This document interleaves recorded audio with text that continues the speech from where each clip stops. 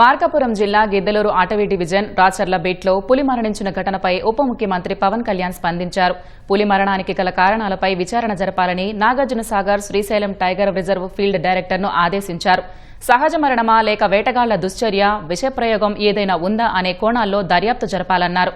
వన్యప్రాణి సంరక్షణ నిబంధనలకు అనుగుణంగా పోస్ట్ మార్టం, ఫోరెన్సిక్ పరీక్షలు నిర్వహించి మరణానికి అసలు కారణాన్ని నిర్ధారించాలని సూచించారు.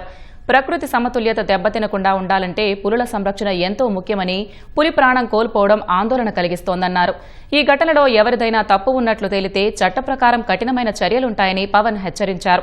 భవిష్యత్తులో ఇలాంటి ఘటనలు మళ్లీ జరగకుండా అటవీ ప్రాంతాలలో పెట్రోలింగ్ను పెంచాలని, క్షేత్రస్థాయి నిఘాను బలోపేతం చేయాలని అటవీశాఖ అధికారులను పవన్ ఆదేశించారు. రాష్ట్ర అటవీ సంపదను, ఇక్కడి జీవన వైవిధ్యాన్ని రక్షించుకోవడం అందరి కర్తవ్యమన్నారు.